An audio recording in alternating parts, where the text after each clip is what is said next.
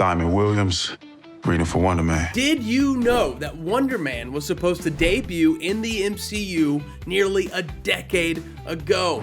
Before Thanos snapped his fingers, before Tobey and Andrew walked through the portals, and before James Gunn started playing for the other team, Gunn was supposed to debut Simon Williams in the Marvel Cinematic Universe. By the end of this video, you will learn who Wonder Man is, who Wonder Man was supposed to be, and who Wonder Man is going to be on Disney+. And if you stick around long enough, I'll fill you in on which character from the iconic Avengers team Wonder Man was supposed to play in his debut. And action! So, Simon Williams, aka Wonder Man, is a Marvel character that has been around since 1964.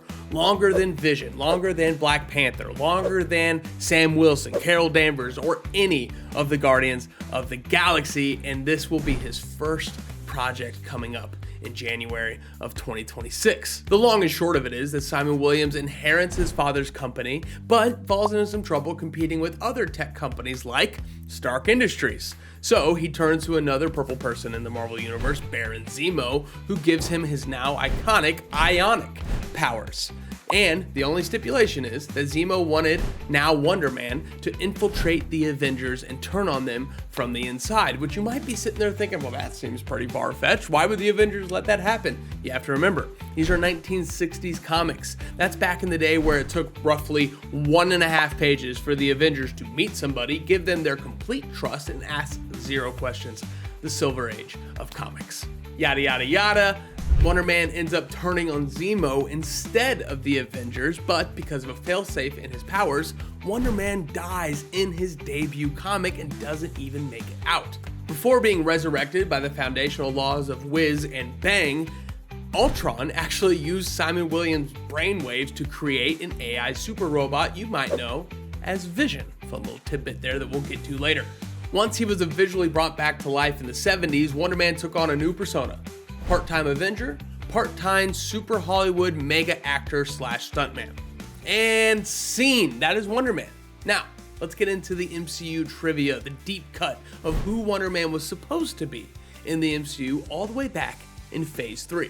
Guardians of the Galaxy Volume 2 released in theaters in May of 2017. James Gunn was at the top of the comic book movie mountain, and this was a big movie for Gunn and the MCU. All the pressure of Guardians 1 was right there on top. The momentum of the MCU had never been higher. So what did James Gunn do? He does what he always does. He casts his friends in his movies. Michael Rooker and Greg Henry returned in their roles from Guardians 1. Seth Green and Michael Rosenbaum got voice roles, but there was one staple of the James Gunn filmography that seemed to be missing from Guardians 2. Where the hell was Nathan Fillion?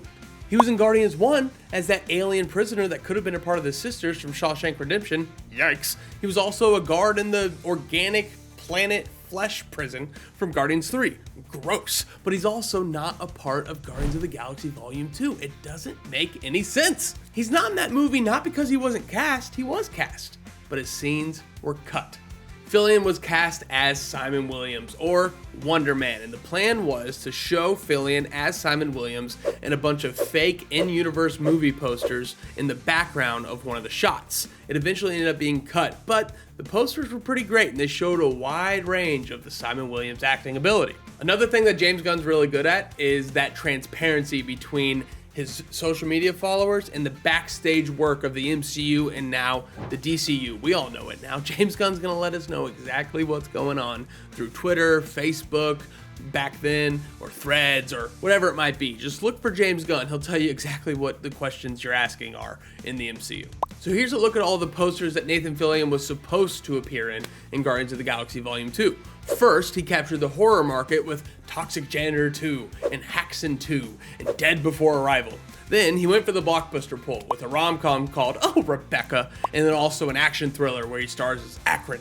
But the most Easter eggy of all of these Easter eggs is Nathan Fillion as Simon Williams playing in a biopic of Tony Stark in a very Steve Jobs-esque situation. This is the type of stuff that MCU fans eat without a fork and a knife, especially back in 2017. We were eating with our hands like pigs to a trough back then. Any opportunity we could to lean back and do the Leo meme while watching an MCU movie. We got this kind of Easter egg a little bit in Spider-Man Far From Home when Peter's swiping through the movies on the plane and we see all of these in-universe documentaries, one of them, of course, featuring Tony Stark. It's pretty crazy that one of the most historic characters in the Marvel Universe could have made an appearance almost 10 years ago in the MCU, and now fans are finally getting a chance to see Wonder Man in the MCU on Disney+. Sure, this would have been a little freeze frame cameo that you gotta pause and figure out to see, but we all know how this works, especially in the MCU. We hear an Easter egg, we hear a little detail, we hear a drop, and we all sit and we wait for that little Easter egg to turn into its own MCU project. Shout out Doctor Strange, shout out Moon Knight, shout out Project Pegasus from Captain Marvel. And if you do not understand that reference, drop a comment below, we might need to make another video. And it's not like Wonder Man has ever been this huge, giant face of the Marvel Universe, but 1964, it's been a long time that he's been a part of what is now one of the greatest IP libraries of all time. You just think that he might get a little play, and he almost did, but it just never came to be. First off, not only do we have Vision in the MCU, but it was kind of built up the same way it's built up in the comics, just minus one Simon Williams. Ultron does create Vision in the MCU, and it's confirmed in Infinity War that Vision is made up of the Mind Stone, Ultron, Jarvis, and also the brain of Bruce Banner and Tony Stark, very similar to how he was originally made up from the brain of Simon Williams in the comics. Second, we also have gotten Baron Zemo twice in the MCU, and yeah, this is a very different Baron Zemo than we got in Civil War. I'm still holding out hope for that purple mask magic wielding Zemo that we get in a lot of great Marvel comics. Third thing that's wild, and it's probably the craziest thing, is that we do in the MCU have a movie star superhero that acts as an actor when he's not playing the role of one of Earth's mightiest heroes. But it's not Wonder Man, it's Kingo, the Eternal, played by Camille Nanjiani, a Bollywood star that has all the same posters, has all the same background, but it's just specifically not Wonder Man. It feels like a slap in the face a little bit. Now, that does open up the door for a fun cameo in Wonder Man, because it would make sense if Simon Williams is in Hollywood looking for a role in this movie like the trailer suggests. Why wouldn't he come across a Kingo, another movie star in the MCU? And it would be our first live action look at an Eternal since Eternals, and you know, I want Camille Nanjiani over everybody else. Sue me. And lastly, and probably most topically, there's a lot of West Coast Avengers vibes in the MCU right now, specifically with the characters on the board. Wonder Man in the comics is one of the founding members of the West Coast Avengers, along with Hawkeye, Vision, Wanda, and Mockingbird. And you're probably sitting there watching this video right now saying, well, Matt, Mockingbird's not in the MCU. What are you talking about? Have you gone crazy?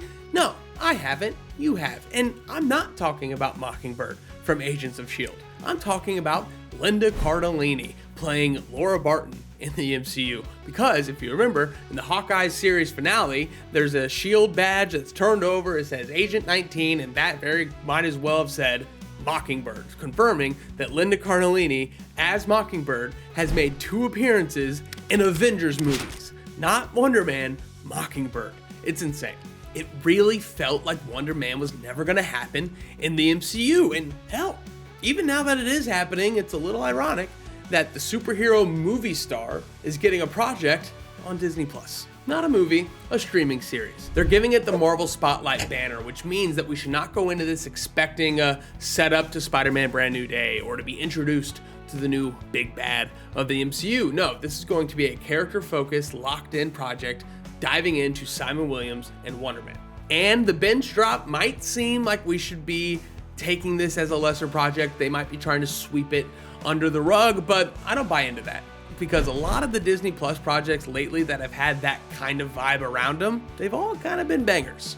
You look at Agatha All Along, a big who the hell's asking for this kind of series ends up being pretty incredible. Even Your Friendly Neighborhood Spider-Man and Ironheart both carry that same kind of weight, dropped in those batch models, kind of like Stranger Things, both incredible shows. And even Echo, the only other binge drop show from Marvel TV. A lot of people say that, you know, who needed this? It's not that great, but if you watch it, it's a pretty solid show, especially if you're able to binge it and not have to wait week to week to figure out what happens. So while Wonder Man has had a rocky road in the MCU so far, we are finally getting his shot on Disney Plus coming in January, and we should keep our minds open. This looks really fun. It looks really funny. Who doesn't love Trevor Slattery? And my biggest thing, it's being brought to us in a producer role by Destin Daniel Cretton. And for those who don't know, that's the guy who brought us Shang-Chi.